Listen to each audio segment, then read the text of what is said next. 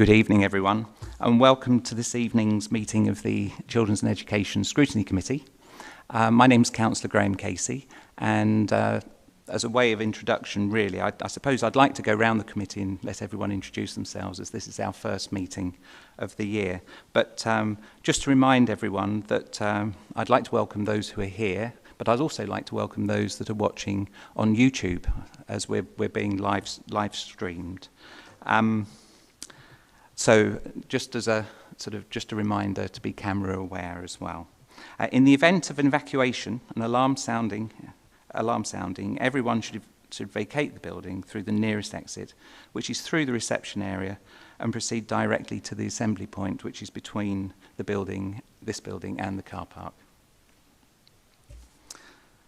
Okay, so let's move on to item 1. Oh, before we start, I've had a request to change the items round. So instead of 7, we'll put 7 before number 6. So we'll look at the SEND first. If everyone's happy for us to proceed in that way. Yes? Thank you very much. Okay, item 1, apologies for absence. Thank you, Chair. Sorry. Sorry, yes, let's do the introductions. We'll start with Terry.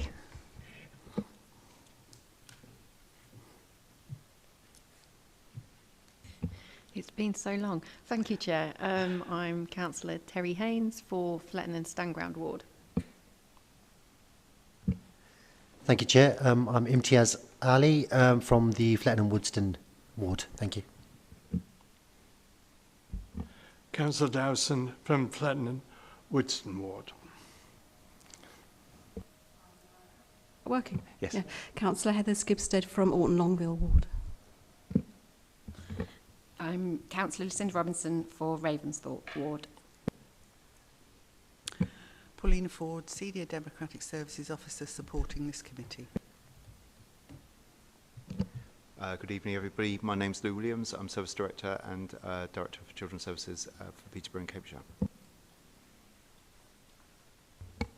Good evening, Councillor Fenner for Bretton Ward. Good evening all. I'm Councillor Nicole Moyo, representing Highgate and Hempstead Ward. Councillor Ishfaq Hussain for Dogsthorpe Ward. Councillor Brian Rush for Stanground South. Flavio Vitesi representing the Catholic Diocese of East Anglia. Evening, Darren Ayling, co-opted member representing the DBE. Good evening, everyone. Councillor Lynn Ayers. I'm the Cabinet Member for Children's Services, Education, Skills and University. Thank you very much, everyone. We're quite spread out, and I've been advised that because we're sitting down, we're inside and we're sitting down, there's no need to wear masks. I must admit, having sat through a meeting with the mask on last week, that's quite a welcome reprieve. Okay, let's go on to item 1, Paulina. Thank you, Chair. Apologies for absence have been received from Peter Cantley, and as specified earlier, Darren Ayling is attending as substitute. We've also received apologies from Councillor Lane and Claire Watchhorn, who is a Parent Governor co-optee. Thank you. Thank you very much. Item 2, declarations of interest and whipping declarations. Councillor Skibstead. Just in case it hasn't got through from Linda Lech, I am now trustee for Family Voice. Thank you. Thank you. Sorry, Chair, I should have said, as well as subbing for Peter Cantley, I'm a head teacher at a secondary school in Peterborough. Thank you very much. Thank you. Okay, moving on to item 3, which is the minutes of the last meeting held on the 4th of March. I'm seeking for the committee to approve these minutes.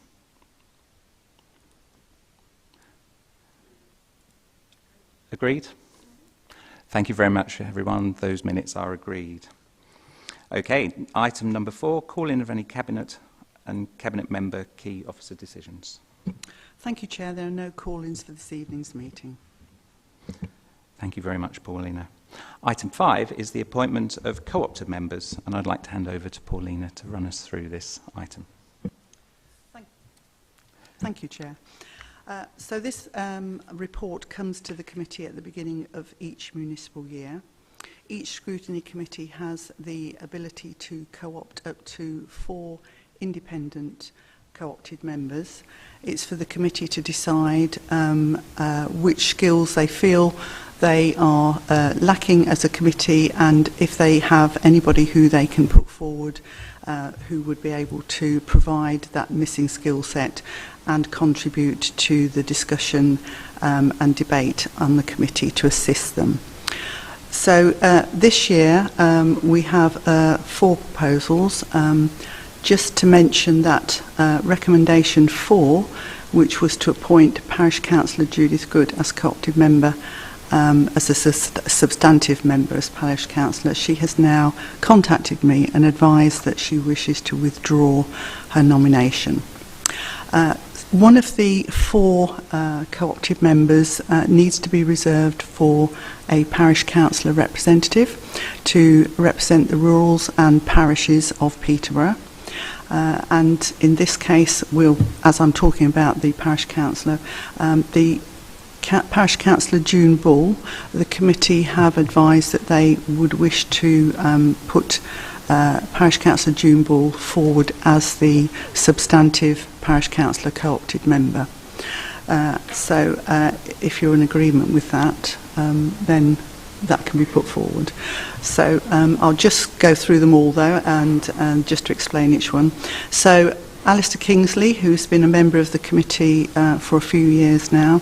The committee were keen to continue with Alistair Kingsley's co-opted membership, and Alistair has agreed that he would like to continue. So he's the first proposed co-opted member. Then the committee wanted to go for out to a wider audience for representative of the Muslim community, and Samina Aziz put forward an expression of interest to the committee, of which the committee were in agreement that they wished to put forward Samina as a nominated co-opted member. The committee also felt that they were lacking in early years skills, and they sought an expression of interest from that service area. So Mohammed Yonis put forward an expression of interest.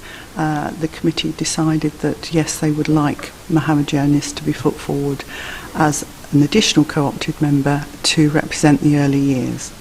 So it's for the committee to the committee have already considered the nomination, so it's just ratification of the appointment. So the first appointment would be Alistair Kingsley. The second appointment would be Sabine Aziz. The third appointment would be Mohammed Yonis. And the fourth appointment would be Parish Councillor June Bull.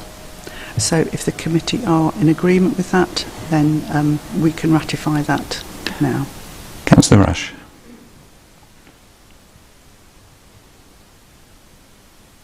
I agree to put all 4 forward. Thank you. Thank you, Councillor Rush. Do we have a seconder? Yeah, I'll second that, Chair.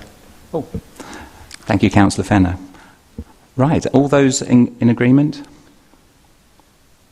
Thank you. I think that's unanimously approved. So I'd like to welcome those members to join the committee.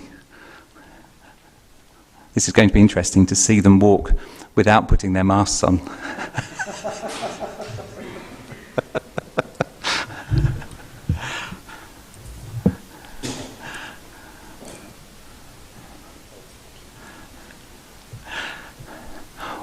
Well, welcome to the committee. Thank you very much for agreeing to take part in this committee. It is one of the key committees. Well, we have 4 committees, scrutiny ones, but this is one of the key ones because it's actually looking after the future of the city and how our children are enabled to grow up within the city and flourish. So it's our job to scrutinise to that end. Right, so the next item is item 7, which is an update on the written action and joint send strategy. And we have Tony and John.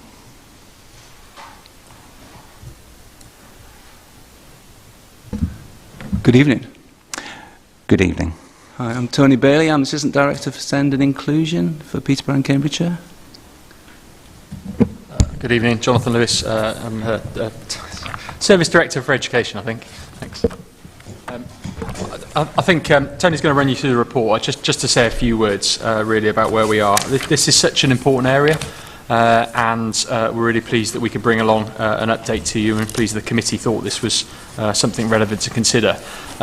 I think what we're going to cover is the sort of set-piece things that have been going on around the Ofsted inspection of our SEND arrangements and the work we're doing to move it forward. But I just wanted to acknowledge, the effort the city has made throughout COVID around supporting SEND and the work that's gone on in schools, early year settings and other establishments to make sure, despite the fact those children have not been in school, there has been good support and effective provision put in place where we can to support those needs. So I just thought it was important that the committee considered that alongside obviously what you're going to hear today. But I'll hand over to Tony for the report. Thanks.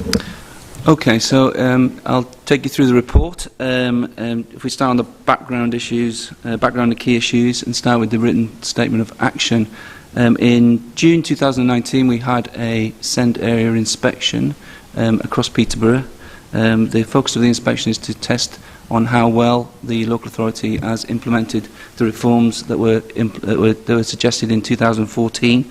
And the result of that inspection was that there were 5 areas of significant weakness that were identified in the report, and subsequently we were asked to write a written statement of action.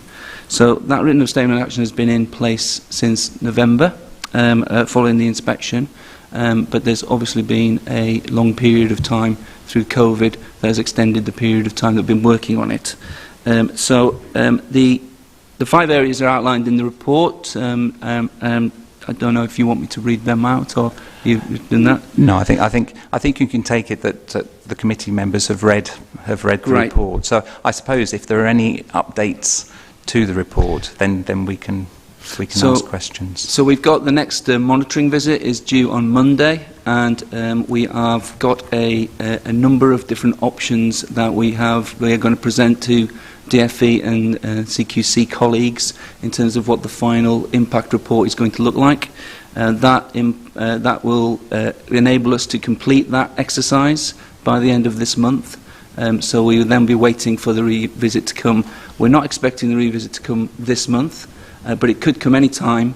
But realistically, we're looking in the autumn term for that revisit to come, and we're fairly confident that we will be able to demonstrate enough impact and enough progress to hopefully clear the decks, as it were, and no longer need to have that written statement of action.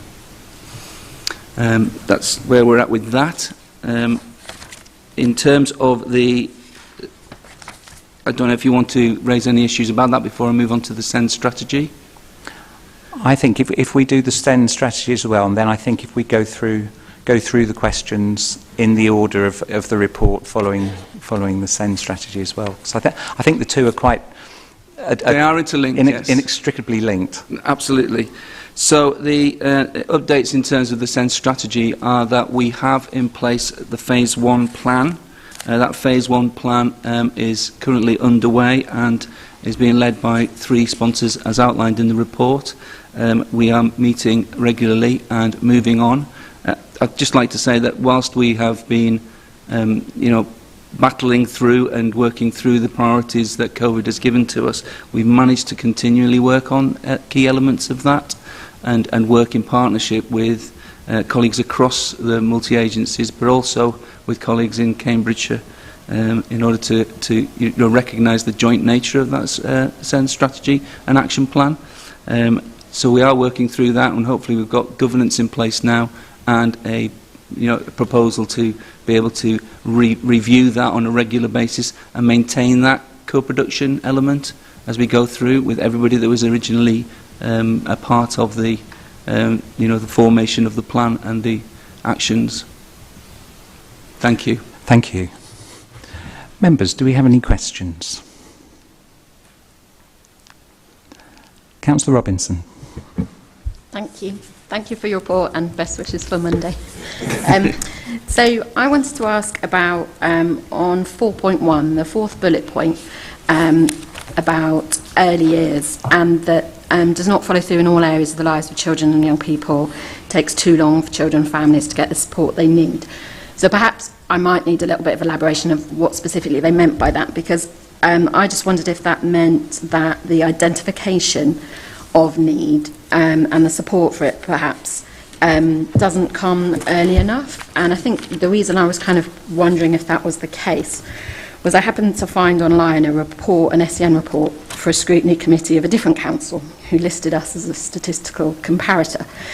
And noting the average for the list of 10 statistical comparators they'd picked, we seemed quite below the average for under 5 children getting EHCPs.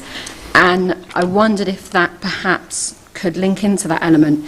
Is it that we're perhaps taking a little bit longer to identify needs of young children? And of course that then rolls on to schools as an issue. So is there anything you could sort of say if we're moving forward in that, or why perhaps that is the case?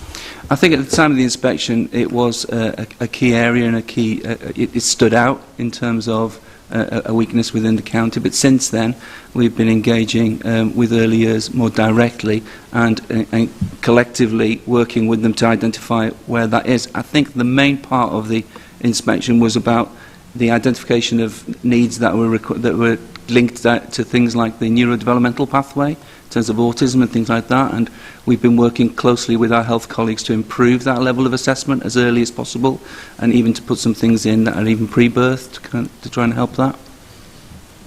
If I can just add, and agree with the point Stone has made, that in the inspection, that their concern was that when children moved into mainstream schools, into reception, the support restarted instead of that smooth transition. So what we've done since that time is that there are now sessions held with SENCOs from schools and early years settings to make sure we're passing on information, intelligence around the child, what they need, bringing health to the table to make sure they're supporting as well. But I think, you know, the aspiration is that that continues throughout, and the practitioners from health continue with the child. You know, we support other people that are working to continue to work through into the primary sector and obviously into the secondary. So it's that join up, and I think we have made good progress by putting those sessions in place.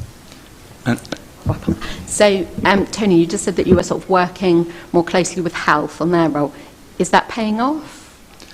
I think it is, yes, because they're at the table now and they're speaking with us, and they're part of the multi-agency approach to the wider and general action plan that we've got in place, which is a marked improvement. So, yes. Thank you, Councillor Skipstead. Thank you, Chair.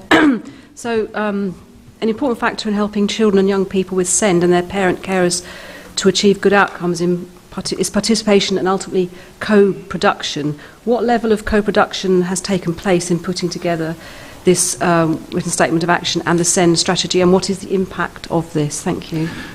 During the inspection it was noted how effective and outstanding actually the level of co-production was across the city and across the piece of work. I think we have been able to lead in terms of what we do with that. We see co-production as being from the start and the inception of ideas of the strategy. That's certainly what happened. We've engaged with parent forums, young people's forums, with schools, with health colleagues. Everybody was involved at that point. That's enabled the written statement of action for Peterborough to be completely owned across the board, and I think that's led to lots of things being able to be undertaken even through the pressure of COVID, which has been really welcome.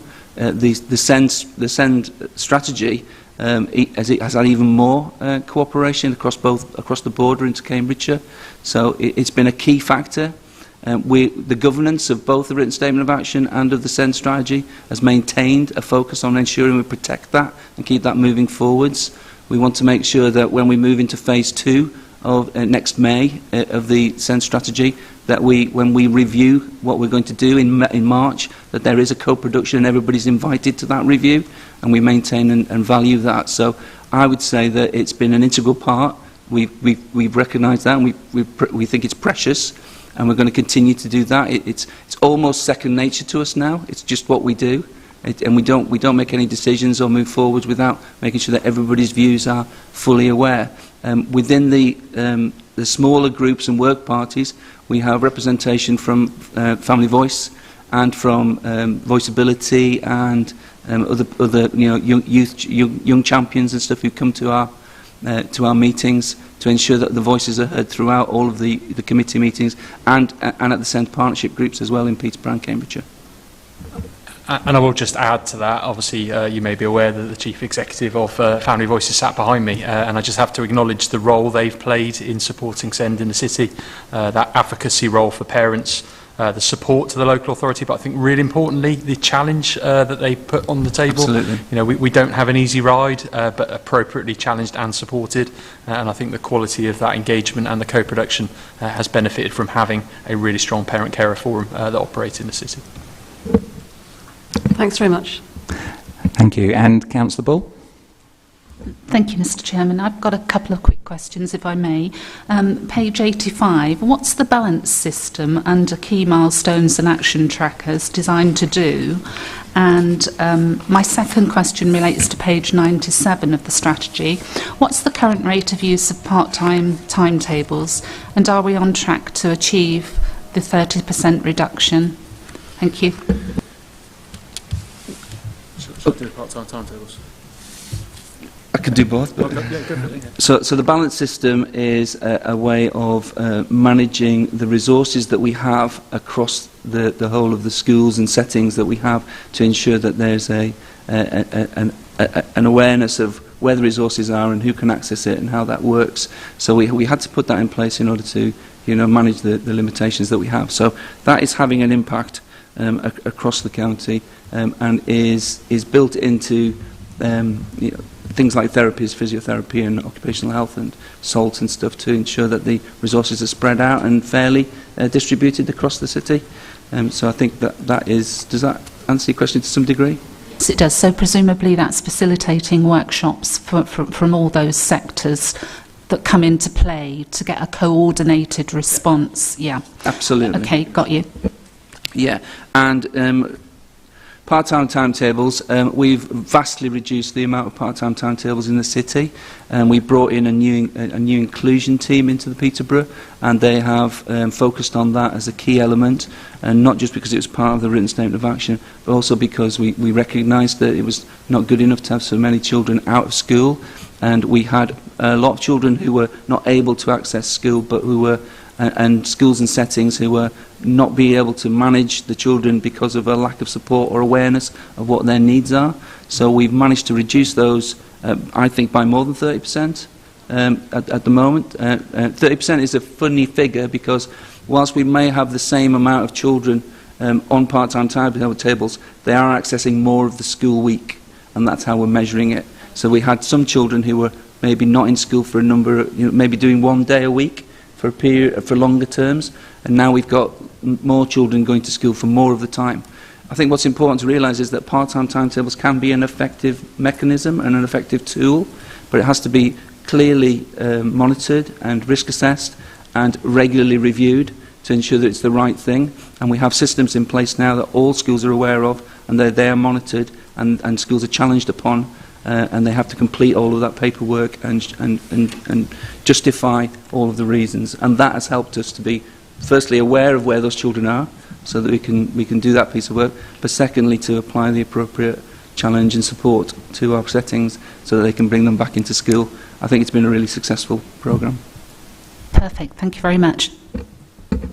Thank you. I've got a quick question. The inspection was Peterborough City Council, and that was the Ofsted and CQC. And the report, the SEND strategy, is for Peterborough and Cambridge. And I was just wondering what the difference was. Were there any differences found, with producing a strategy based on a report from one of the areas, and how that worked, and whether or not we've got the best of both worlds as a result, and whether or not the problems were the same across the board. So we haven't had the inspection in Cambridgeshire as yet. We're expecting that.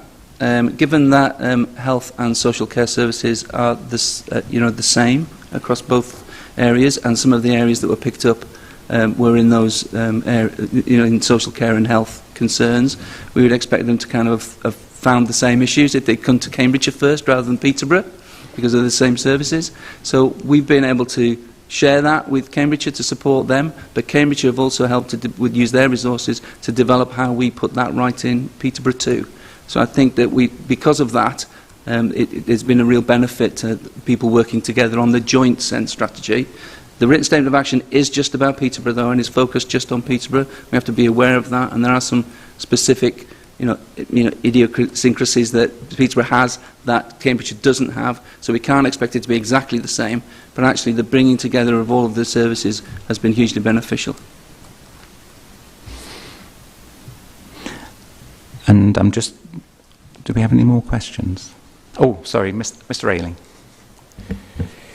If I've understood correctly, on Monday you're presenting a report, an impact report. Is that right? That we are presenting an impact report on Monday? So we've got a monitoring visit, and that monitoring visit, we are allowed to write the agenda for that. And we've written an agenda that's going to suggest a number of models of what the impact report could look like. We've looked at some impact reports that have come from Bedfordshire and other local authorities who've had a revisit, and we've taken what we think is the best parts of that, and then we're going to present what we feel is a good model and ask CQC and DFE for their opinion. So we're not presenting it as such, rather we're working with them to help us structure what we think will be. We think it's sensible to ask the people who are going to come back and look at it to give us an opinion on whether they think it's the right format or not. So that's about the shape of it. But is it too early to indicate what the early impact... I've heard one concrete example you've mentioned, which is reduction in part-time timetables. Are there any other specific impacts that you're likely to be including within that report, or is it too early to say? Yes, we've got a whole list of impacts to share, and I think they are listed in the report in the impact column. Okay. Lovely. Thank you. Thank you. Councillor Moyo. Thank you, Chair, and thank you very much, John and Tony, for such an informative report. I'm interested in the implementation of the written statement of action, and I would like to find out how you plan to monitor progress and what does success look like for your team. So this isn't just a one-off report. This is a piece of work that's ongoing. Part of the impact report that we're writing, we're adding an extra column in that column, and in that column we'll be demonstrating what we plan to do next. We don't think this is the end of the journey. This is, you have your inspection. They outline where we need to do better, and they also outline lots of things that we do really well. So we recognise those things, and within our next steps element, we're going to build upon those things that they recognise that we did well, and we're also going to focus on how we continue to improve. In order to improve, we need to continue to monitor and have things in place. So we will have the SEND Partnership Group for Peterborough will continue to monitor the work that we do. That is a multi-agency group that includes participation and representation from Family Voice, from the youth groups, from health, from social care, from education, across the board. The governance of that group is tied in very tightly to creating a professional challenge and support for each of those groups so that we can have a multi-agency response to it. The SEND area inspection is about how we do that together. So we hope that the SEND partnership boards will continue to have its robust role moving forwards. Councillor Ali. Thank you, Chair. I'd like to echo the thanks for bringing this report to the committee. My question was around the SEND inspection in June 2019. They raised 5 areas of concern. Obviously, we'll be looking at each one of those 5 areas. We've had maybe 18 months, almost 2 years, to address those actions. I presume, given you've got workstream leads, somebody's been monitoring and tracking those actions. It's just quite a difficult report to get through, seeing it for the first time. I'm sure you guys are very familiar with it, looking at it over the last 2 years. My question is, of the 5 areas that were highlighted, given you guys are the experts, we've read a lot and it looks like a lot of progress has been made, lots of things are on track. Where do you in your gut, honestly feel like we're going to land on the 5 work streams when we get the re-inspection in September, October, or whatever this year? Are we confident that we're going to close all 5 of those issues? And are we also confident that we've not let something else slip that might turn up in their next visit? So the revisit comes and asks questions about those 5 areas. It's not a re-inspection. So they will just come and they will ask us, prove to us and show us the impact of what you've done about the 5 areas that we highlighted. And that's what the report does. Obviously, on the day, the inspection team will look at that and will ask us questions, and we'll be graded on what our responses are. Our monitoring visits and our deep dives that we've had with the DFE and CQC have been wholly positive so far, but I think it would be true to say that we've got some work to do to demonstrate enough impact. We know from other revisits in the country that there has been short thrift on any excuses in inverted commas that have been put forward because of COVID. So within our report too, when they come for the inspection, we will try to report and say nothing about COVID, because actually all the issues that are in the inspection are important, and we have done things about that. But there are elements, particularly across some of our health areas, where COVID has had an impact, a significant impact, and I think we have to accept that, and we have to say, that had COVID not been around, we'd be much further along. But nothing has been left unturned. There's nothing that's not been started. There's nothing that we've not attempted to do something about, and I think that's the key element. If there's something in the report that we've done nothing on, we could expect to not be able to move on from the written statement of action. But everything has been addressed. Has everything been addressed to the point at which it should have been 18 months on? Then probably not, because we've had other priorities over the last 18 months. But I'm fairly confident that we've done enough to be able to represent ourselves in a positive light. Whether that's enough for Ofsted and CQC, that will be for the inspectors to decide on the day. Just come back. So just to relay back to you what I'm hearing is, you think you've done a lot of good work, but you can't confidently say whether or not you will be able to close any of the findings, or you are confident on some of the work streams and not others? Yes, I think some we've done more on some than others because of the pressures that we've had over in the last 18 months. Some areas have been more difficult to focus on because we've had to shift priorities. But I'm confident we can present a good picture across the board, but I can't guarantee that Ofsted will think that we've done enough, because it will depend on what they feel is enough, given that we've had such a long time and we've had other priorities that we've had to put forwards. I think that where other authorities that have had a revisit and that we've engaged with have perhaps made not mistake, but have come across it in terms of excuses. We've got, we're not doing that. We're not going to make excuses. We're going to present a separate report about what COVID has been meant to us and what that's impacted. But we're not going to say we didn't do that because of COVID.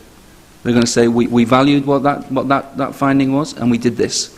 And this is as much as we could have done, given the resources that we had and the priorities that we had to face at the time. And I think that's a stronger position to be in. Just finally, Chair, if you'd allow me, I just want to hone in on the one work stream that you think is most at risk of not being closed. I'm not hearing anything specific. So of the 5 work streams, which one would you say was the most at risk of not having done enough to be closed? I think that's a difficult question to answer without colleagues here to answer that, because we're working across social care and health, who have been really stressed by the COVID situation, and each of the work streams have an element of multi-agency responsibility across them all. So there will be elements in each of the work streams that will be impacted in that way. On balance, there are stronger work streams than others, but I don't think it would be fair for me to pick one out. Thank you. Actually, I quite like that answer, because you never know, Ofsted might be watching and thinking, oh. Samina. My question was actually a follow-on from the part-time increase in the part-time timetable.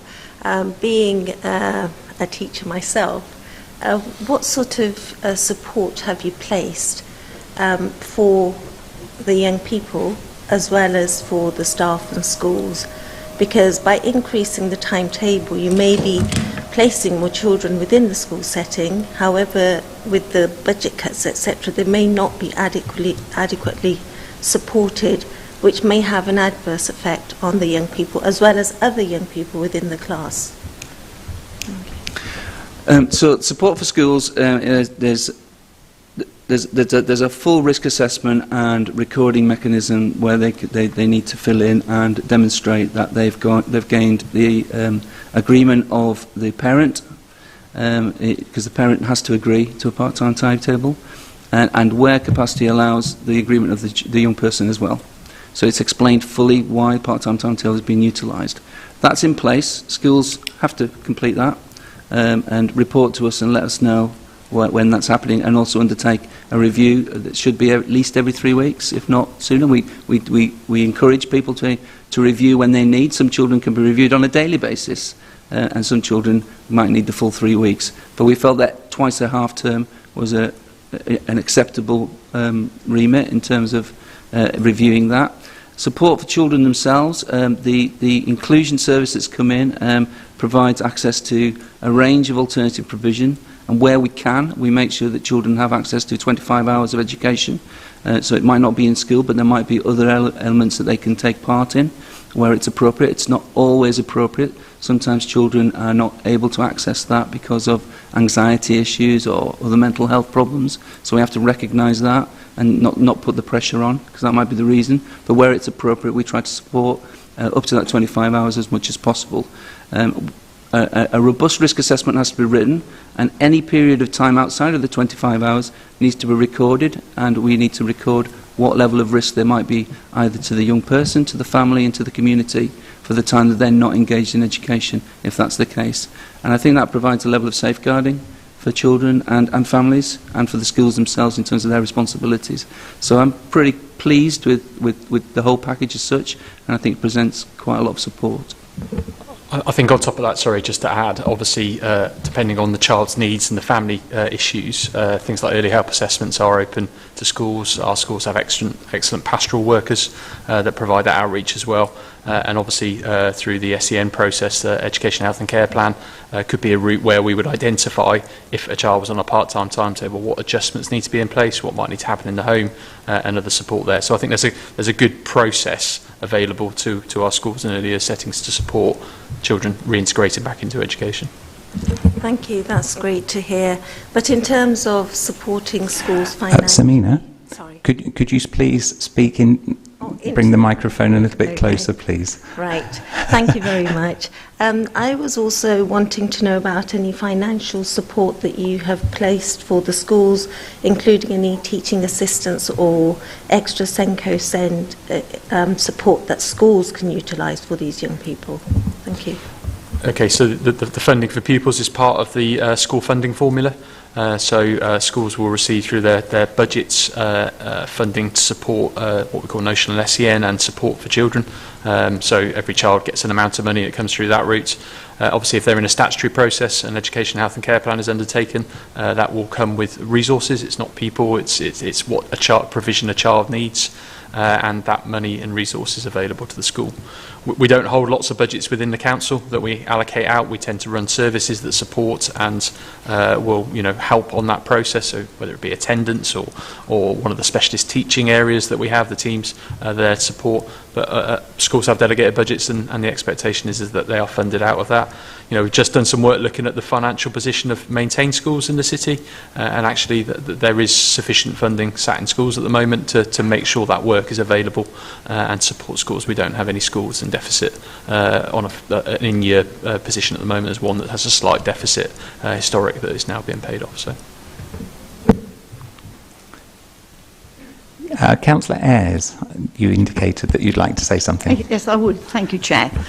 Yes, I just wanted to say that I did attend the first meeting when we had the inspectors in about the written statement of action, and certainly, as Councillor Ayres, many of the queries that came up were to do with health, and of course the last 18 months have probably been the worst time that our National Health Service has had in order to deal with everything, but they have continued to help and to deal with the points that were raised for them in this written statement of action. So I think an awful lot of credit must go to everybody for working away as they have on giving these replies. And we don't have any, this has been rag rated, I think, as you've seen, and how it's getting on.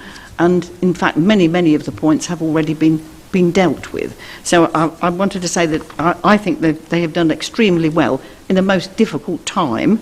Can I also make a point? I don't know whether this is Tony Bailey's first entry into the Children and Education Scrutiny Committee, but I want to say about his appointment, he has brought a really clear and evident knowledge and reputation to the special educational needs area for our children, and how delighted I am in particular that Jonathan Lewis decided he was going to have an assistant director solely for this very, very important area. So if I can have that minuted, I should be very grateful. Thank you very much. Councillor Robinson. Thank you. I'd like to ask about the joint strategic action plan that we have here in the report. I must say it seems highly ambitious. There's an awful lot of areas covered of pretty much all the ills of SEND, and I imagine most local authorities are trying to tackle the very same things. But I appreciate it's a kind of a longer term strategy, but seeing lots of actions for this year, I wonder if we're concerned that perhaps we're raising expectations of people in the community that we can deliver all this in a year, and are we at risk of kind of partial success in some of these areas rather than kind of solid success if it was a smaller plan for the year? And then equally on it, when I scrolled through, I kind of realised the further I scroll down, the more empty boxes there are with a date for a kind of completion or a kind of key milestone. And I kind of, when I looked at what those areas were, I thought, I imagine it might be because they were the one where we maybe need non-PCC services to help us sort of set the milestones and the dates. But if we're not managing to pin them down to that detail, how well is that? Does that perhaps not bode well for our success in getting them to work jointly with PCC? So it is an ambitious plan. We're not going to apologise for that. We want to move forwards with it. I think that we've got a larger piece of work that was the full 5-year plan, which at one point was 45 pages long. So how's that for ambition? But we realised we needed to condense that into a way that was manageable, and that piece of work started just prior to the COVID position, and lots of people have been doing lots of work on the SEND strategy throughout the last 18 months. But we've only just kind of had the space and time to be able to formulate it into a phased approach, and we've only literally in the last since May, decided who the lead sponsors would be for each of those elements. So we've left those boxes open for those lead sponsors to agree what the new milestones might be. One of the reasons we went down the phased approach plan was that over the last 18 months we've learnt a lot, and we've had to reprioritise what we need to do because of what we've gone through in the last 18 months. So whilst we've got those milestones in the manger plan, we've left those boxes empty for the lead sponsors to make a decision about what's appropriate and correct. There is another version that's a newer version of that does have those boxes filled in because the lead sponsors have met, but it wasn't available for me to put into that place. So that is complete, but there's a reason behind that. And in terms of ambition, because we knew that we've been working on this, a lot of the stuff is kind of almost done in this year's plan, so we didn't want to lose that. So we've included that into this phase. I think further phases 2, 3 and 4 as we go in might not look as ambitious, but I don't want to say that because we'll see where we're at. But we didn't want to lose the work that had been completed, and we wanted to, a lot has actually already been completed in this plan because it's been working. Lots of commissioning work that's in the phase 1 plan has been completed and is being enacted already. But I felt it was appropriate to put it into the plan to recognise that it was part of phase 1 that we've been working on throughout the process. So thank you for saying it's ambitious, because we want it to be. I must admit, I quite admire that approach as well, actually, because I think that has the added benefit of actually making people interested and actually buying people into the plan as well and into delivering it. And just to say, the focus of phase 1 was also co-produced. and we agreed with everybody that those were the things that had to be done first. So, you know, it's a good start. It's the cornerstones of what we'll build upon in the further phases, which I think is, so we had to be ambitious from the out as well in order to create that foundation. Councillor Bull. Thank you, Mr. Chairman. My question kind of follows on from what's already been said. It's around theme 2 and the identifying and responding to needs early. I appreciate Cambridgeshire already has a substantial deficit. I think it's 27 million for its high needs funding, and Peterborough, as I understand it, doesn't currently have a deficit. How much impact will this strategy action plan have on capacity within the SEND services to support the rising number of requests for EHCPs? I realise you've gone ambitious, but there has to be an element of brown shoes in all of this, being earth-placed. So my question is around how have you ensured that you have got regularity and propriety throughout the strategy, and it will actually meet the end user's needs, given that you have a shortage of capacity and an increase in need? I know that's kind of a very global question, but maybe you have the devil in the detail for it. Thank you. So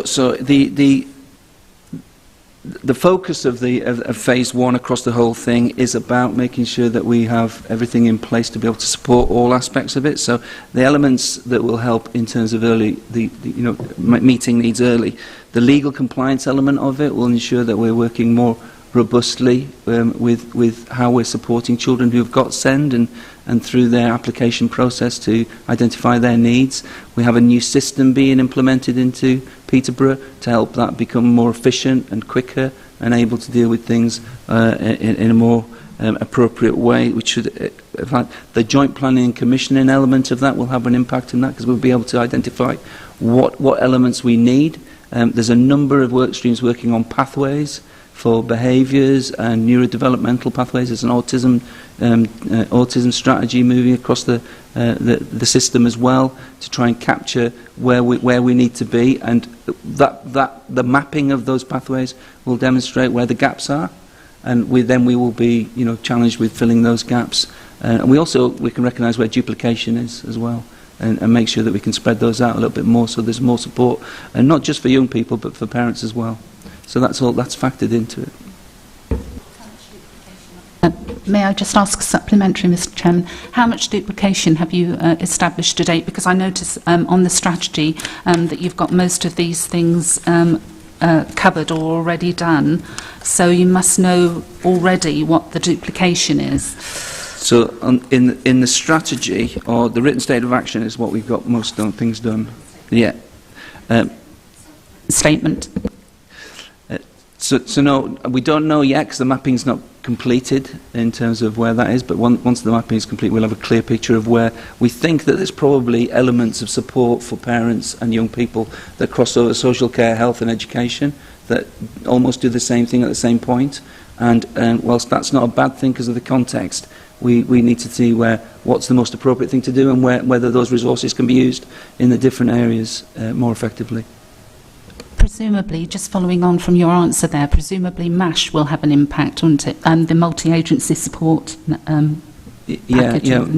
MASG, inclusion, MASH, they're all part of the systems, yeah. I'm grateful, thank you. And do you think the capacity is there as the final part of my question to you? And that we won't be in the same situation that Cambridgeshire finds itself in? No, we're not. It's a completely different environment and context. I think it's you can look at Cambridgeshire and we can work with Cambridgeshire and we can learn from that. But the demographics and the needs and the systems in play are very different in Peterborough, and we recognise that and we protect that, and we make sure that Peterborough have their own voice and their own approach. The cultures can be different, and we're going to do that in that way. But just to add, we are monitoring resources. Obviously, one of the measures of around this area is making sure on timescale for assessments. We have been on 100% for the last couple of months, and that reflects the additional investment we put into the service around more in our statutory assessment team and making sure that the capacity is there. Could we always keep up pace with it? It's going to be really challenging, but we are monitoring it, and we will do what we can with the resources that the council has to make sure that that's a priority, because it is really important that we meet those timescales. I'm grateful, thank you. Thank you very much. And Councillor Fenner. Thank you, Chair. In the report also states that we've got a misalignment between health services and local authority. These two groups are fundamental in the growth and development of any SEND child. What are you doing to ensure a smooth transition between the two services for the two age groups? Misalignment? Yeah, it says here the lack of a cohesive, coordinated offer at transition points from services working together, particularly issues, and it's just gone. Good job I printed it off. There we go. Lack of, transition points from between services working together, particularly the issues that arise from misalignment between health services 0 to 18 age group and local authority services from 0 to 25-year-olds. Councillor Fenner, do you have a page for that? Yeah, I do. It's page 126, sorry. I've found it, yes. Yeah. So there was the misalignment or the lack of support at transition points has been recognised, and what we've done in order to address that is we've recruited transition officers within the SEND team. Their job description is to work closely with social care and health colleagues to ensure that any needs at transition points that would be from into reception, from into secondary school and into post-16 and then 19 to 25. Those key transition points are supported directly, but not just at that time, that we're focusing, and those transition officers are working on plans that recognise the needs that might be available or recognisable at an earlier stage to meet some of the meet early needs within our strategy process as well. So the recruitment of those transitions officers has already started to have an impact, and we're bringing that work together. So that's why I question the misalignment, because that's old news. That's no longer the case. We've got the officers in place, and they're fully aligned now. Brilliant, thank you. Sorry, just to add as well that the transition post-25 has been strengthened, so we sit round the table with adult social care. We haven't talked a huge amount about adult social care. Our disability services runs through to adulthood, and I think that has benefited that transition for those particular groups of young people. But as I agree with Tony, that this was something parents told us a long time ago that informed the strategy, and I think we will see progress, particularly through the appointment of those posts. Thank you. Members, do we have any further questions? Samina. According to your work stream 4, getting support early, in your SEND strategy, your theme 3 states deliver in the right place at the right time. I'm just wondering how you are approaching the so-called hard-to-reach communities. And also I've read that you've created a leaflet. How does that overcome any language barriers that parents may have? So what support is put in place for the hard-to-reach areas? So we take accessibility really, really seriously, and as part of our work in the local offer, we have a team of people who look at that, and they make sure that a range of languages are addressed. We recognise and celebrate the multicultural aspect of Peterborough, and we want as many people to be able to access that. We have plans in place to do more video and animation presentations as well, because we've listened to what our parents have said that they want that. We've listened to young people, and they said they understand things better in that way, so we're looking to do that as much as possible. We work with our young champions from local colleges to help us to rewrite any policies and information that we want to give and share, so that young people can help present that in their own language and their own terms. So we do whatever we can to send the positive message out in as many different ways as possible. And if we miss something, we ask the question and we survey for that, and we try to put it right moving forwards. And just to add, again, working with Family Voice, they have a hard-to-reach community group that they work with a specific focus on engaging, making sure parents understand what the system is and what offer is out there, and obviously, you know, they're sort of advocate through back to us if we're not reaching those groups and what can we do to improve that reach. But we're very much welcome any members of the committee, if you think we're not reaching out into the right areas of the community, let us know and we'll obviously address that. But if you take one thing away from today, please go and look at the local offer. It's where our offer is made to parents, and it's often missed, and that's where the misalignment and some of the other issues come out. So please spend a little bit of time looking at our local offer. Do you find there are any, sorry, a follow-up question, any challenges that you are witnessing right now? Well, we listen to all of the feedback that we get, and the challenges that we're getting around what I alluded to is that not everybody wants the written a written response to things. They'd much prefer to see a video of somebody talking or an animation or something along those lines. So there are challenges in the resourcing and the skill set to be able to do that, because we don't have Steven Spielberg in the LA, I'm afraid. But we're working on that, and we've got some whizzes, and technology is more accessible in that area. So there's some challenges in making sure that we've got the time and the skills to be able to do things to a standard that we'd like to, because we've got high level of expectation for what we do in that area. In terms of particular groups that we're struggling to do, we're trying our best to cover everybody, but we know that we don't hit that, because we still see that in our survey. So there's no particular one group that comes to mind that we're struggling to reach, but we welcome any support and any advice from anybody that says that we've missed anybody, and we'll do everything we can to make sure that information is relayed in the most appropriate way. Thank you very much. I'd like to bring this item to a close now, but members, we've been asked to commend the efforts of the multi-agency partners in achieving progress towards the completion of work streams across a written statement of action. I think we've done that. I think that we've asked some very good questions. We've also elicited the fact that it's a very ambitious plan, and actually I quite like the responses that we've had for that. But and I think Councillor Ayres quite liked it too in the end, didn't you? Which is good. We've also been asked to support and acknowledge the joint SEND strategy key aims, and this was one of the things that I was getting at about the fact that it was being written by the two authorities, and also how it tied in with the report that we'd had just for Peterborough specifically, and also to confirm support for the phased approach to the joint SEND strategic action plan, with a special focus on phase one, which is what we've just been talking about now. And I think that phase one's due to finish in May 22, I think, isn't it? Yes. So we're at the beginning of that phase, and I think we've asked some good questions there as well. So, members, are you happy that we've managed to fulfil our task this evening? And do we have any actions, any proposed actions? No? Councillor Ayres.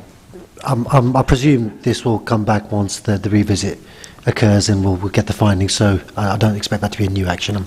I'm guessing they'll come back as a matter of course. Yeah. Yes. Thank you. And I think once we have the repeat visit in September, will the committee get a oversight of the response to that, and to see how we're getting on? Well, it may be November. It could be December. Or when it arrives. Yeah.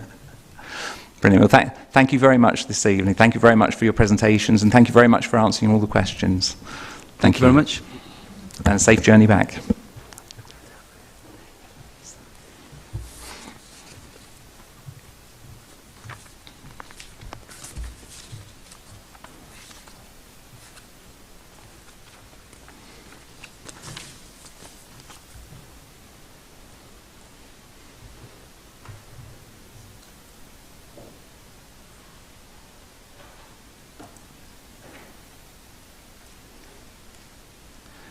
Now, earlier today, I glanced at an article, but I didn't read it, but it was about time travel and how it was possible. But so we are now going to go from number 7 back in time to number 6.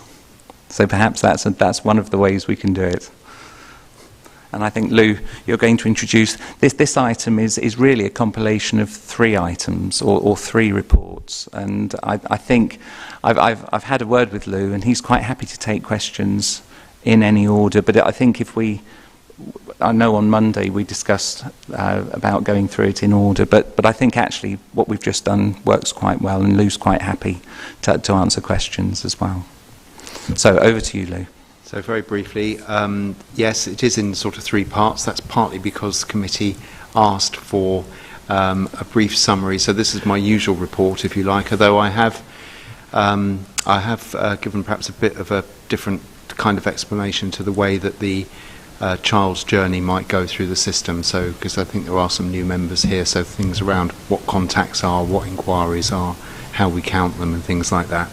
But essentially, it is my usual report that covers children and safeguarding. So those are children in need of protection, children in care, also our services for children with disabilities, because whilst they don't sit with me actually in terms of line management, they are children, and it's right that you should have some oversight of those.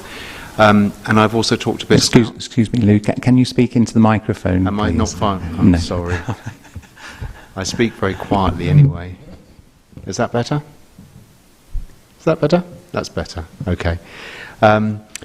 Committee also asked, so new this year, if you like, is that services to support young offenders and prevent offending have moved to this committee, so they didn't used to sit under this committee. So members asked just for a brief introduction to that area of work, and we will provide a fuller report in the next committee, or possibly the one after, around youth offending services more generally. So there's a bit of a section on that. And then finally there's a summary of the portfolio holders' activities over the last year or so. So just to begin at the beginning, as it were, for children's services generally, obviously we've also been through a period where we've had COVID, and we've talked about that for a long time here regularly, or at least virtually. And what I've described in previous reports we're continuing to see, really. So we haven't seen big upswings in the numbers of referrals into children's social care, but what we are seeing is some greater complexity and some greater numbers of children with more complex needs, which we think is more about delayed presentation. So we think this is about children who have been less visible during times that children haven't been going to school and other services haven't been visiting, and whose needs unfortunately have become more complex during that time, and so have moved into the child protection arena more quickly than perhaps been able to be supported as children in need. And we have seen quite a significant increase in child protection numbers. Now, it's really important to keep it into perspective that we're still we're talking about 285 children currently on a child protection plan, but that is an increase from the lowest point of around 100. So it's a significant increase proportionately. We haven't seen that yet translate into an increase in the numbers of children in the care system. Ordinarily, and under ordinary times, you would expect to see around a third of children on a child protection plan, perhaps as many as 40%, moving into the care system, because we work, of course, to try and support families to address the issues that they're facing in order to look after their children safely. But the fact that they're on a child protection plan means that we are very worried about them, and some we will not be able to sort in that way. These aren't ordinary times, and as I say, we haven't yet seen that happen and numbers increase in terms of children in care. We hope that as things start to get to normal, back to normal, and families can access other forms of support, that we'll be able to see more success in effect, and we can step some of those children back down, and more of those children back down than we might otherwise have done. Just the other thing I would just like to highlight, though, so there's a table, just scanning through to find it. So at the bottom of page 28, which is talking about adoption data, and I just think it's worth just looking at that. So it's still, of course, I mean, adoption affects very small numbers of children, but adoption is one of the better outcomes. So if a child does need to come into the care system and is of a young age, one of the better outcomes for children is if they are able to be placed for adoption as quickly as possible. And what this table is describing is the number of children who are placed in what's called fostering to adopt placements. And what a fostering to adopt placement is a foster carer who's willing to take the child from hospital, very often, not always, so as a newborn, understanding that there might be a risk that courts decide that actually the child should be placed with relatives of the parents or go back home to the parent. But our view is that the likelihood, and the very strong likelihood, is that the child will be agreed to move on to adoption. So under the old kind of approach, the child would go from hospital to a foster placement and then to an adoptive placement. But under this model, the child goes to the foster placement as a foster placement, and then the foster carers adopt the child. So the child has no break of or change of carer. And that number there is, I mean, as I say, it's small numbers, but Peterborough is the third highest in that table. And if you look at the authorities above, Somerset, Kingston upon Hull, they have many, many more children in the care system than Peterborough does. And that's because what we have done is we've really got a very strong model of practice there. And it's about, so for us, the really important thing is that children who do come into the care system experience permanency as quickly as they can. And permanency means adoption, possibly. It means a swift return home, if it's safe for them to do so. Or it means moving to a relative under a special guardianship order. Or it means a long-term foster placement, which is then we will call a permanent placement. We had a focus visit from Ofsted mid-June, and they looked at our children in care services. And I can't go into too much detail because the report will be published, or the letter, it will just be a short letter, will be published on the 3rd of August. But they were very positive about our commitment to permanency, and that's something that actually I'm really quite proud of in terms of the service. So, yeah, that's the children in care side and our services to children in need of protection. Youth offending sits with us now, sits with me now. It used to sit as part of the community service. It moved to children's services because initially really because of the pandemic. So community services were really concentrated on needing to respond to the COVID pandemic. It's actually a really good fit with children's services. Again, they are children. They're young people, but they are children. It's a good service. We had Her Majesty's Inspectorate for Probation, the people who inspect our youth offending services, actually turned up in August of last year, which I find quite incredible. I've never had an inspectorate turn up in August. A report was published in November. It's appended to this document. It's a very strong finding, actually. It's a very good finding. And that's a service that we also operate jointly with Cambridgeshire. It's a multi-agency service. Does some really good work, actually, in terms of preventing offending and diverting young people from offending. So it's a good, strong service. So I'll stop there, and perhaps if you ask questions on that part of the report, if you've got questions for Lynn, we could perhaps separate those out. Councillor Robinson. Thank you. I'd like to ask about the early help section of the report. So I think committee requested this at a work planning meeting and flagged that this was partly to our concern about a report we received in the past about early help. And I must say that I do feel this report doesn't really inform me how we've moved any further forward from some of the quite concerning points raised in the ISOS report about early help.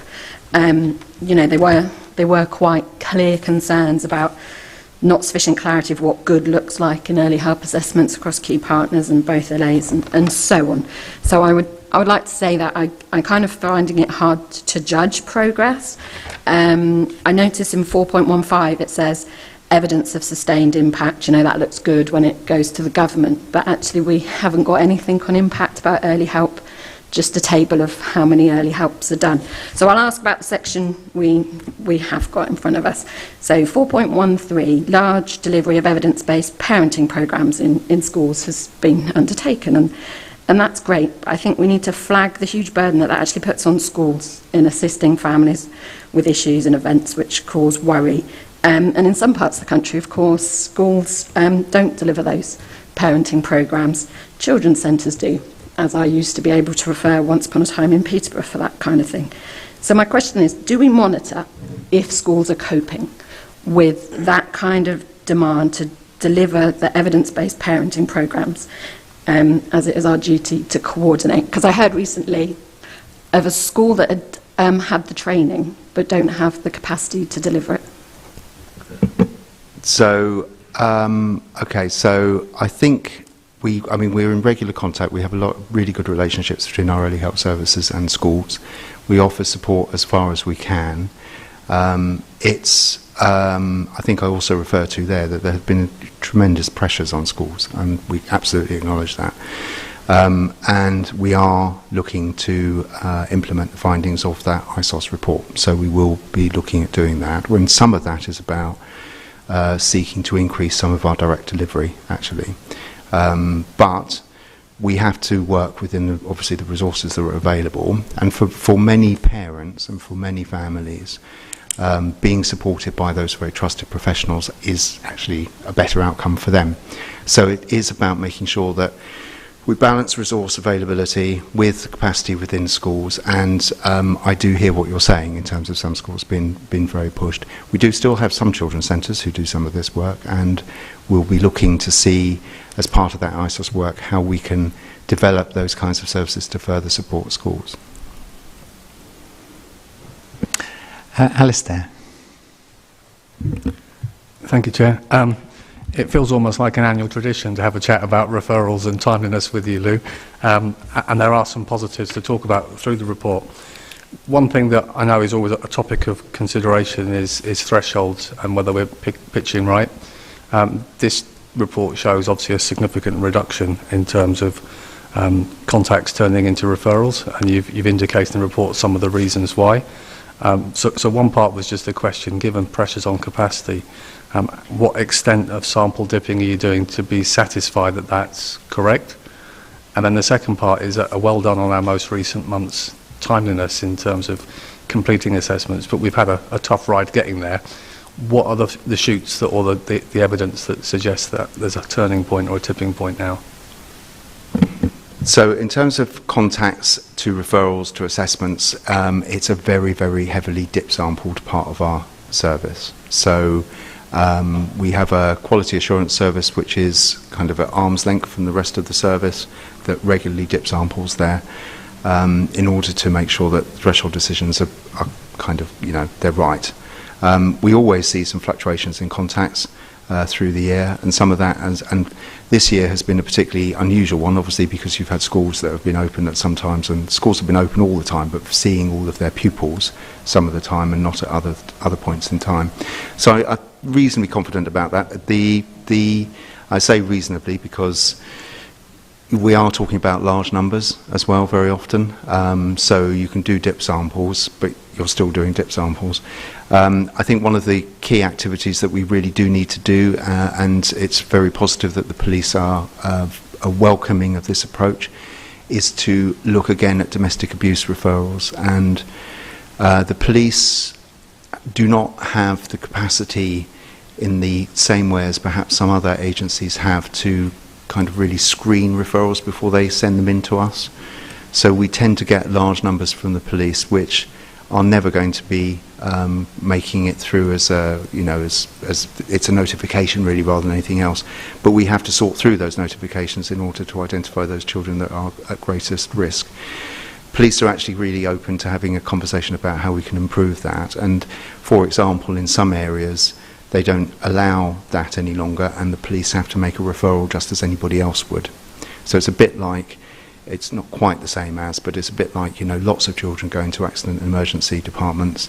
They don't all tell us about all of those children. They only refer those children about whom they're worried about. It's not quite the same, but there's some similarity in terms of that analogy. In terms of assessments, yes, it's been a bit up and down. Part of the challenge most recently around assessments is that a good assessment needs to have input from partners, and particularly if you're talking about younger children, those partners are health partners, and they have been very, very stretched as well. So in terms of getting some of that information and having meetings with some of those partners during some of the busiest times of the pandemic, that's actually caused some knock-on delays to our timeliness. It's a complex machine, and you get one bit goes a bit out of kilter, and you get pressures onto the other. We have also, as is always the case, they're quite small teams. So if you have somebody going off on maternity leave, even that can have an impact, because we actually find it very difficult to get locum social workers to cover. So even those sorts of things can have an impact on timeliness. Overall, though, and I think more to the point, to some extent, it is really important that we do them in a timely way. But our audits of quality are that they are really very much, they're good. They properly assess risks to children, they properly assess strengths, and they properly consider the child's voice. So that's good, as well as the timeliness. Thank you for that, Simon. That's really, really helpful. It's a topic we've talked about before, but by getting a tighter grip on that front door and in terms of those conversions, I know you talked about the new website, are you hoping by association that should provide more time for the quality assessments down the line, rather than having to That's always the hope. We never seem to quite get there. There's always, and some of that is, it is a busy service. It's a busy service, and it's a pretty lean service as well. So there's always a bit of fragility about those teams at the front door. But yeah, that's the hope. I think I'd just like to ask a quick question about the working with other agencies. It's all been quite difficult during the COVID, and we've had to find new ways of working. Are there any ways that you've had to adapt to that you're going to take forward that are actually going to help increase productivity going forward? Yes, absolutely. I think some of the ways that meetings can be convened and can continue to be convened are helpful, but there are some really big buts in that answer. I'd really, we have maintained, so any meeting which includes a parent and about which that parent is at considerable risk of losing their child, it is completely inappropriate, I think, to be having any kind of, and almost any kind of blended meeting. So even if you've got people on a screen, I think actually, if that's the discussion, people need to be in the room. And we have, as far as we can, maintained those sorts of meetings on a face-to-face basis throughout the pandemic, albeit we have had to accept that some people have been virtual through those. I think there is some work, so in our family safeguarding service, for example, some of the sessions that parents have been on, so there's a lot of group work around domestic abuse and trying to tackle domestic abuse.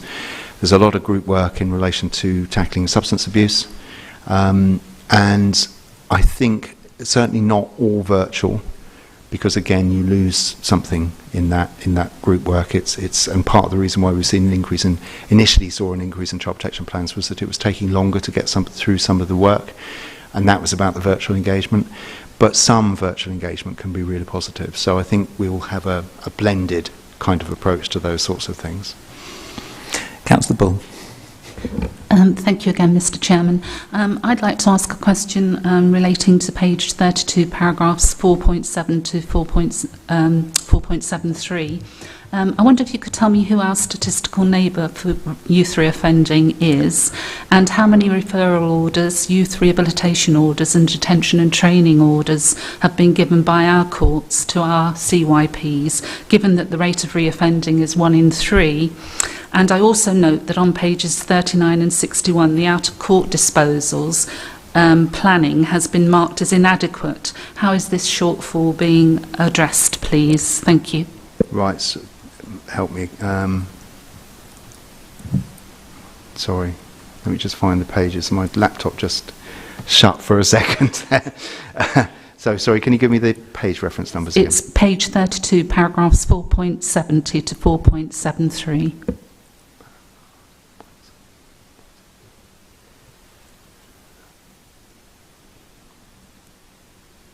I will get there. Scrolling.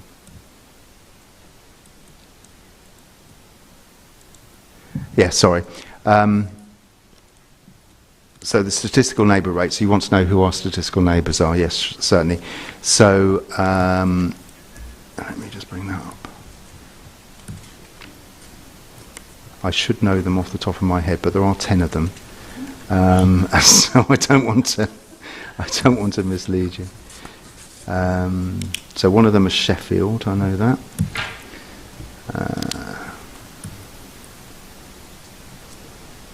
Yeah, I've got a list.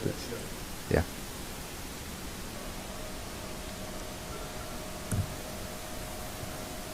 Sorry, do bear with me. I will bring it up. Don't worry, perhaps that could be a written answer to us. Yeah. Honestly, I've got If we could go on to the second part of the first question I asked, which is how many referral orders, youth rehabilitation orders and detention and training orders have been given by our courts to our CYPs, given that the rate of reoffending is 1 in 3. So I would have to come back and give you a written answer on that one, I'm afraid. Okay. I don't have that level Fine, of detail. so I will not ask a supplementary then. That would be totally unfair. Then could we move to pages 39 and 61, which is the out-of-court disposals. Planning's been marked as inadequate. How is this shortfall being addressed, please? So it's a sub-judgment of that. So this is the probation inspection. It's a sub-judgment of the overall side, and it's quite interesting. If you look at the out-of-court disposals, assessment is good. The planning is they've rated as inadequate, and then implementation and delivery, and also joint working, they've marked as outstanding. And what they were saying about the planning, which I think we would accept actually, is that the assessment, so thinking about what's in the child's history, and thinking about sort of risk factors and all the rest of it in that child's history forms a good part of the assessment, and that was well understood. But in the planning, what they were less good at was really thinking about what is called desistance, which is a term which describes, okay, so you've looked at what's in the history, you've looked at perhaps factors like substance misuse and things like that. You've looked at previous offending behaviour, but you haven't really put that properly into the plan in terms of thinking about, so what does that tell you about how likely is this young person not to reoffend? So basically that's their antecedents? Yes, but they call it a different word. Okay. So they will call it desistance. But yes, if you like. So desistance is specifically what does the past tell you about their likelihood around or their motivation not to reoffend, and how do you plan around that motivation to not reoffend? Interestingly, though, what they also say is that, and so some of that is about then. So, and what's your contingency planning if they do reoffend? So that was the area that they were saying that our practice needed to improve, quite a specific area. We have an action plan, of course, as you would imagine, in relation to this. It's monitored through the Youth Justice Board. What is encouraging, though, is what they were also saying, I think, is that actually our work with offenders, so once we've gone through the planning stage, which is inadequate, but our actual work with offenders is outstanding. So it caused us to think a bit, because we were, but I think we accept it's a fair judgment actually, but it's about that specific area of the work with young people. Thank you, and I'm grateful. Thank you. Thank you, and Councillor Moyo. Thank you, Chair, and thank you, Lou, for this insightful report.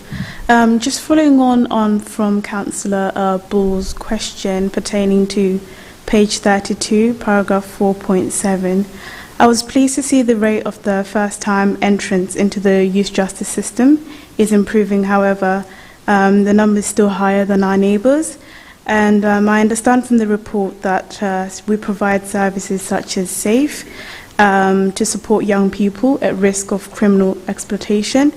Could you explain how this program works? And I was particularly interested in how you identify the young people at risk of criminal exploitation. Thank you. So I will just go back before I come to that, just to say who our statistical neighbours are, because I think I should probably tell you that. So Portsmouth, Medway, Southampton, Sheffield, Plymouth, Derby, Telford and Wrekin, Rotherham, Bolton and Wirral. All right? I'll put it in writing as well, but so they're relatively high deprivation, smaller sort of cities and towns. The demographics is akin to ours, then. Yes. Yeah. Thank you. So the statistical neighbours are agreed through the Office of National Statistics and look at all of those. So they're as similar as they think they can be in terms of that. Turning to your question, so in terms of the SAFE team, I'll start there and how we identify children at risk of exploitation. There's been a huge amount of work through the Safeguarding Children Partnership Board, largely has led a lot of this around helping those who work with young people to start recognising perhaps some of the signs of exploitation. Obviously the police have, I think we would acknowledge that both in terms of statutory partners, police, local authority services, were a bit behind the curve in relation to criminal exploitation. As it first started to emerge, it wasn't recognised. More young people were being criminalised for being involved in drug running and offences such as that, and it wasn't necessarily recognised the extent to which they were actually victims as well. And that has taken a bit of a mindset change, if you like, in terms of really recognising and understanding that. I think the police really have made a huge amount of progress around recognising that, and a lot of our referrals do come from the police because they are seeing young people, and young people are coming to their attention, not for serious offences, but they're starting to come to their attention, and questions they're asking themselves, questions around what does this mean and what's happening here. Some referrals coming through from schools, and increasingly from schools, and there's an awareness of perhaps what if young people are absent from school but then are back in school, but and it is things like having unexplained expensive products and things like that. Those sorts of things could be signs, not necessarily, but could be signs, and there's just a greater awareness around that. So the SAFER team was set up with some funding from central government. It's a pilot. It's been funded this year through the Office of the Police and Crime Commissioner, and it's a group of some social work staff, some other types of staff, and their aim really is they have very small caseloads, in the low sort of single digits. They work very intensively with young people, and it is all about relationship building and trying to have a different conversation with those young people, try and get involved at particular moments in their life and kind of divert them, if you like. The early indicators, so it's intensive, so it's been operating for about 18 months or so now. But many of the young people have been worked with and have needed a year's support, so years of quite intensive engagement.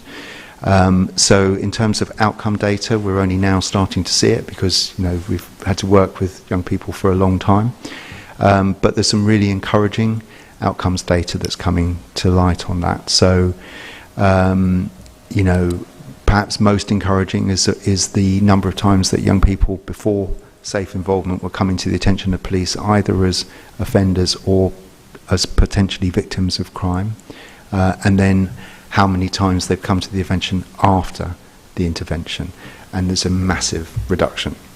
So there's some really good and positive and encouraging signs around that, and it's kind of old school in some senses. It's old school social work, youth work. It's getting in there. It's having a really good, positive and intensive relationship with young people, and working out and supporting them to do something differently.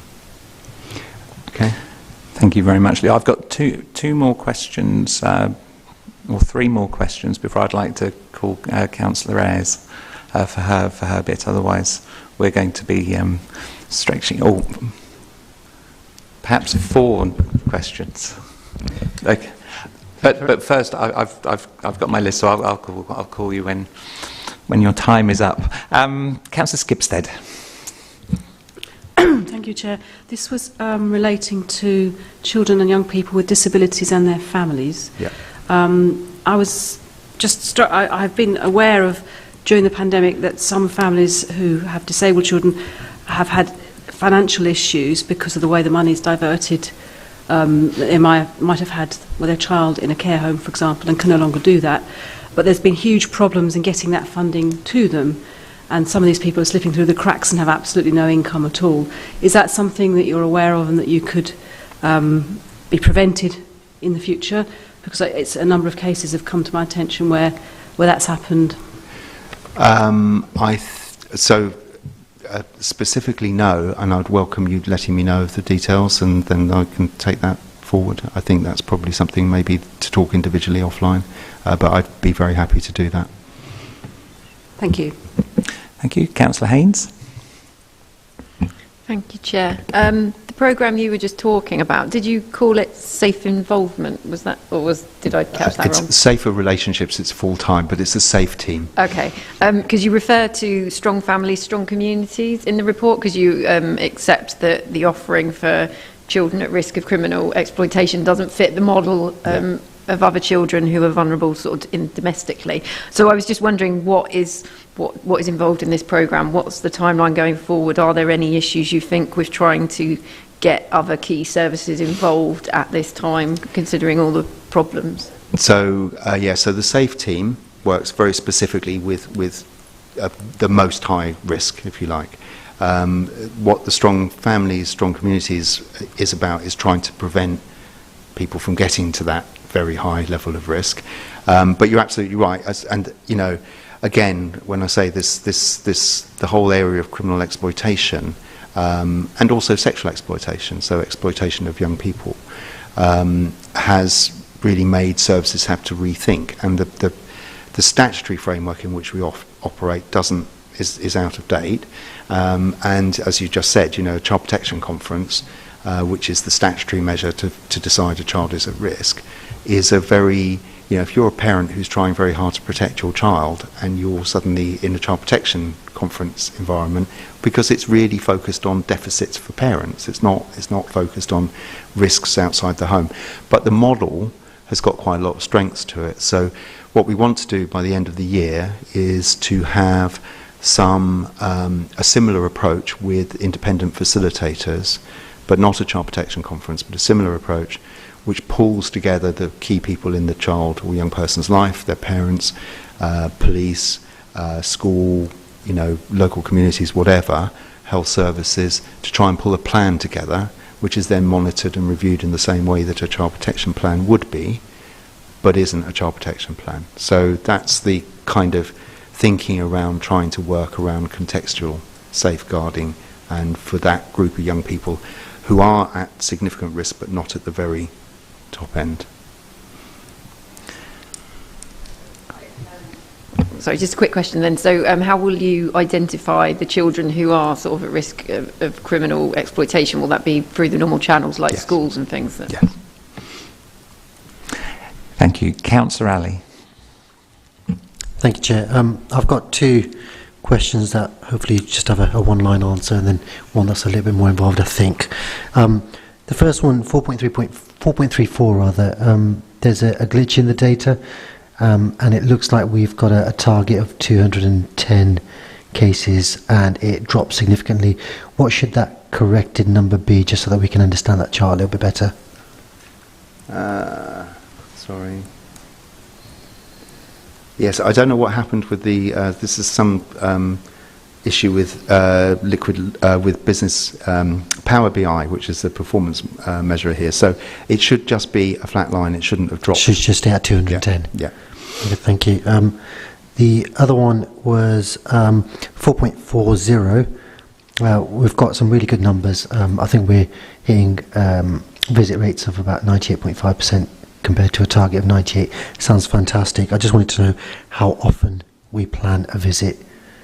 What kind of timelines do we give ourselves? So this is for children subject to child protection plans. Interestingly, the statutory guidance around this says that you only need to visit a child on a child protection plan once every 4 weeks. We don't follow that because that's, if you're that concerned about a child, you should be visiting them a bit more often than once every 4 weeks. So our expectation of our social workers is that we have a minimum visiting pattern of fortnightly, but in reality, from a social worker, they'll have other people visiting at other times. But in reality, it may well be that we up the frequency further to that. So, but children who are worked with a child protection plan, the statutory visit is the social work visit, but there will be very often child and family support workers that will be working with the family who will be visiting in between those times and doing direct work with those families. Perfect. And just finally, 4.22. I was a little bit confused by this, and maybe I just don't understand your area well enough.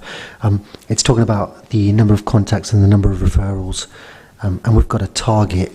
And just to me, intuitively, it doesn't sound like we should be having a target. Rather, we should be having a recorded number of how many referrals and what proportion of contacts we do refer. I mean, if we had 100 contacts in a given week and all 100 deserve to be referred, have we failed by exceeding our target, or vice versa? I mean, we call them targets. It's really a sort of an estimate of what it would be like if all parts of the system are working as we would expect them to be. So we have an expectation of the number of contacts we might receive in any period of time. We have an expectation of what level of those contacts should then progress to being referrals. And for example, if we have lots and lots more contacts than we're expecting, then that's telling us something about what's happening in the broader community possibly, or it's telling us something about, as I said earlier, about perhaps particular agencies that are making more inquiries of us than we might expect them to, and we would need to have a conversation with them to understand what that was about. So we have all sorts of kind of checks and balances and measures. So target is perhaps the wrong word. It's more about what we would expect to be seeing, and if it's a long way away, then we would be asking ourselves why. Thank you very much. I just want to finish by saying, you mentioned at the start that you're going to be bringing a fuller report on youth offending to this committee. We can't wait because this was a bit light. I think in Lou's defence, it was an introduction. It wasn't it. It was an introduction for. It was really because it had just come under our remit, really. So it was just to let us know. But yes, right. And the final question in this is Darren Ayling. Thank you, Lou. A question under paragraph 4.79, elective home education.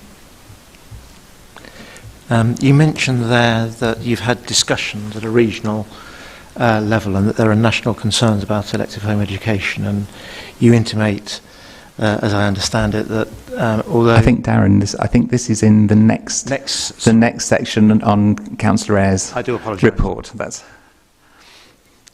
right. I think should we move straight on to Councillor Ayres' report?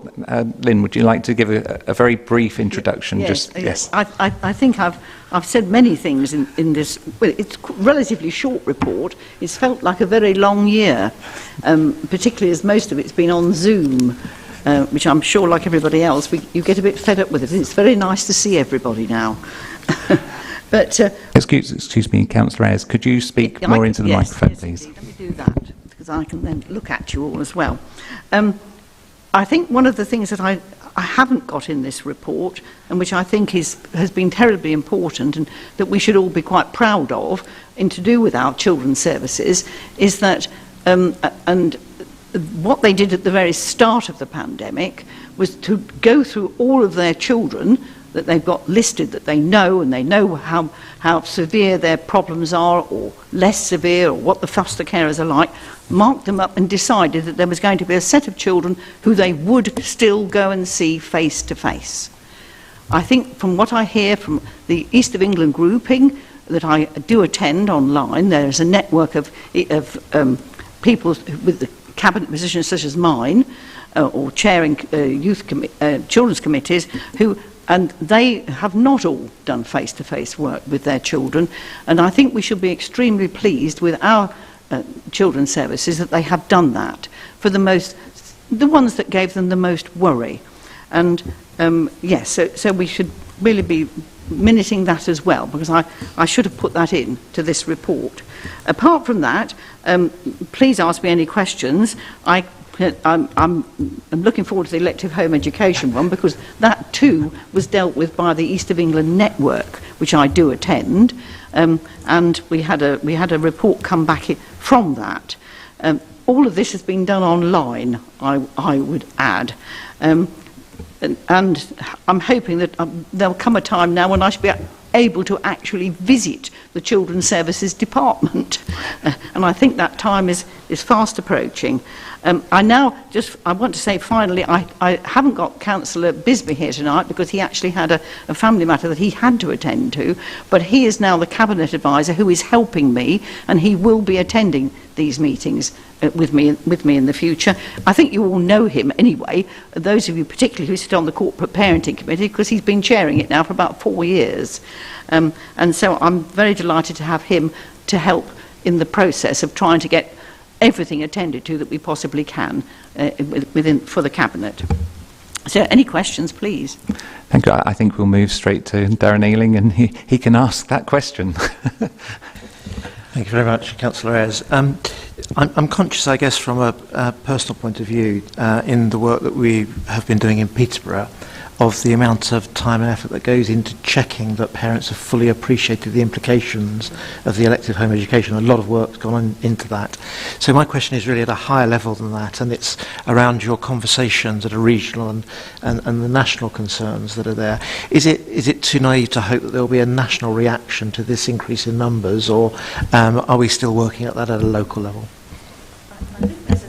There's a certain hope that the rise has come because of the pandemic, and to some extent some parents have not wanted their child to go to school, and so we think that that's part of the rise. It's not all of it, but it is part of the rise, and particularly with children who have got special educational needs or disabilities or something of that order. So that may have been increasing it, which is why the government came in during this year to say that they wanted at last to let our services departments actually speak to the parents, because there was a time when that wasn't permitted.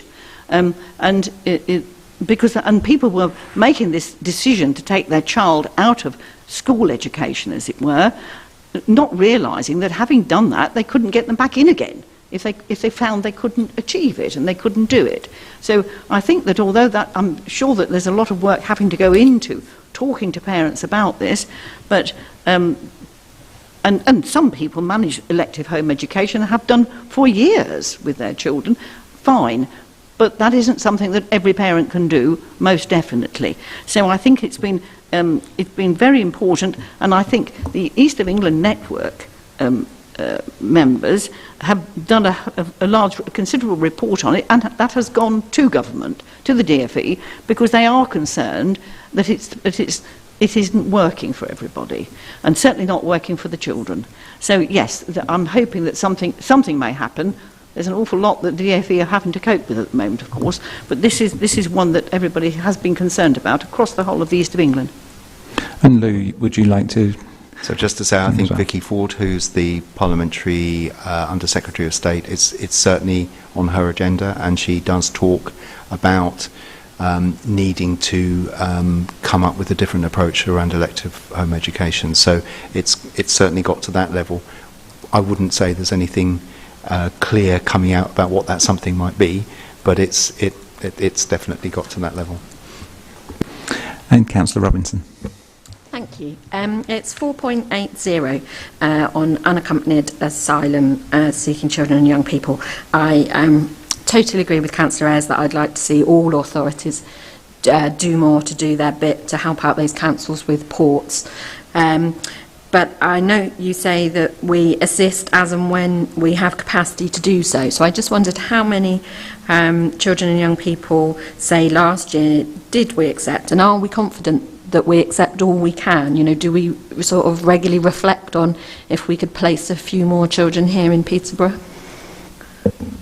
I think that question could properly be asked of Lou here.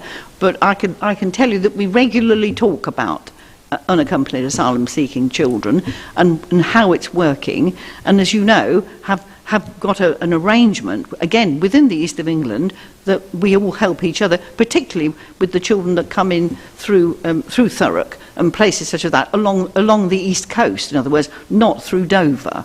And not through the south coast as much. However, Kent has more recently had a huge amount of children coming in, and yes, they do need help. I think we've taken the view, Lou, don't we, that actually all local authorities, whether they're close to the coast or not, should be helping with this. And that hasn't been the case in the past, and so we were rather hoping that it would become mandatory, but it hasn't. But they are now funding it in a different way, which is helpful to any local authority taking one of these children in. So if you wanted to say any more. So we have I couldn't give you a number. We take a few periodically, but the situation for Peterborough is that we also have quite a number of our own spontaneous arrivals. So these are young people who very frequently actually probably most commonly are in lorries and make themselves known at the A1 services, and because that's Peterborough, they become our responsibility. So we have generally got as part of our looked after population of children close to the threshold or the threshold that's accepted as to what local authorities shouldn't be reasonably expected to have more of.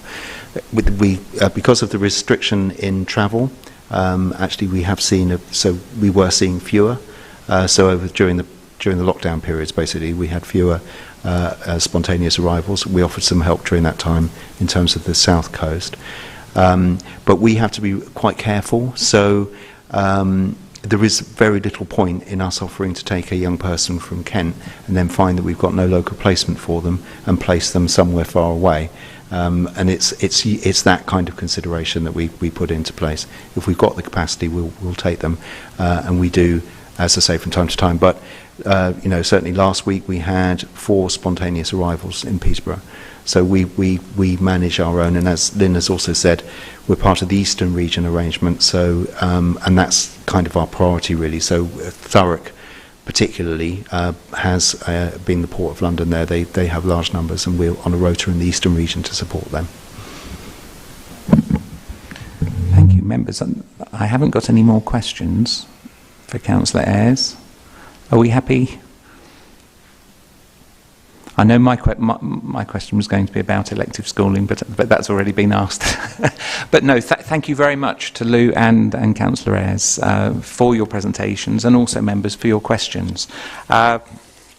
We've been asked, let me find my number 6. We've been asked to note and comment on the performance indicators and other measures of effectiveness of children's services within the report, and note the brief summary of work for youth offending services that now fall under the remit. So it was really an introduction into their work for us, and to note and comment on the work of the portfolio holder in supporting the work of children's services locally, and I believe we've done that.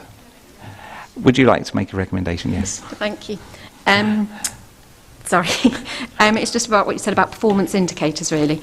Given that the report didn't cover early help, performance indicators, or follow up on those issues flagged in the ISIS report, could we perhaps ask for them to be covered in a future report by Lou, or be a briefing paper? But I'd leave the choice to you. Probably better in a future report, so I'm not close enough. There are some of the outcomes, so we can certainly report on some of the troubled families outcomes indicators because they're there. There's not a huge range of other outcome indicators that there are in the early help space, but we'll pull as much as we can together, and we can also talk usefully about ISOS work, I think, later in the year as well. So is that all right? Thank you. And that will come to our group reps for programming. Yes, I've noted it as an action for future Fantastic. programming. Okay, let's move on then to item 8. This looks completely different to all of your papers. So item number 8 is a review of the work programme. I'd like to hand over to Paulina. Thank you, Chair. This is an annual report which comes to the committee at the beginning of each municipal year. The report reflects on work that had been looked at through the past year, and it also provides you with a draft work programme which was pulled together at the annual work programming session. Just to note that the work programme isn't set in stone, it is a draft work programme, and it will obviously evolve as the year goes through, depending on your priorities and concerns at the time. So it's really for the committee just to reflect on items that you looked at last year, and if you wish to take any of those forward into this year, and of course that can be discussed at the group representatives meeting. It's also for you to approve the draft work programme as it is, but obviously taking into consideration that may well change throughout the year. It's also for you to note the terms of reference of the committee, and as has already been said this evening, you've got the additional item on the terms of reference which takes into the youth offending element for this committee now. So thank you. Thank you very much, Paulina. And for the new members of the committee, this is your opportunity to flag things up that you might like to see in the work programme coming forward that we can then talk about at the group reps meeting when we look at the plan going forward as well. And how would they, if they had an idea, would they write to email me or Paulina? Yes, any members or co-opted members, if you've got thoughts and suggestions in between meetings, just send them through to myself and Councillor Casey so that they can be considered at the next agenda planning meeting for a future report. And sometimes you're just looking for information, in which case a briefing note can be provided from the service area, and once you've received the briefing note you can then decide if you want a fuller report. Yes, I'm very mindful that we have the meeting that sets the programme for the year. We have that meeting in June, but actually there's some things that happen in between and actually we'd like some more up-to-date information, or something that's more something that our residents are talking about more. So that's the opportunity really to be flexible and respond. So are we happy to move on then to item 9? Yes, you can. Councillor Robinson. Thank you. Item 9. So it's decision number 25 about specialist services. Now I have to say I don't fully understand some of the elements of this. I don't know what call-offs are, for example, but I thought instead, can I just ask, is it generally an awarding of more services on a bigger scale perhaps, or is it the same size and the same services, or is it smaller services and smaller scale? You know, how is it a change from... Councillor Robinson, can I ask what page? Oh, page 220, decision number 25. I think... Yep, specialist services framework for Peterborough City Council and Cambridgeshire decision maker Lynn Ayers. So is this? I think this is wanting to bring it to committee. No, I just wanted to ask a little bit about it.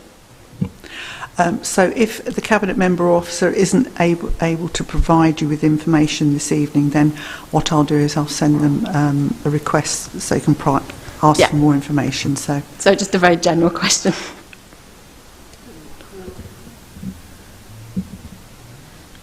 Save me having to ask when the decision's made.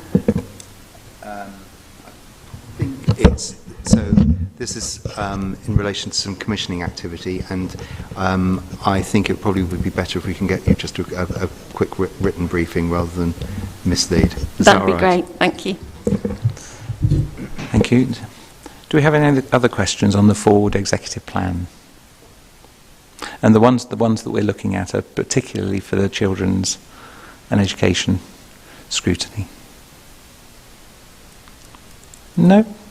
Okay, item 10 is date of the next meeting, which is the 6th of September 2021, after the summer holidays.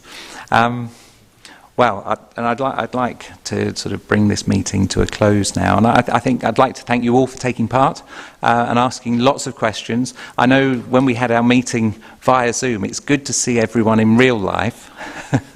On Monday, when we had our meeting on Zoom, we'd all sort of had quite a lot of paper to read, and I think actually we've done very well to sort of digest that and ask questions, and I think we've got some good answers this evening, and I think that's a really good start to the season of committee meetings that we've got. And well done to everyone. Thank you very much. Have a wonderful summer, but I'm sure, well, we are going to see each other beforehand. Yes.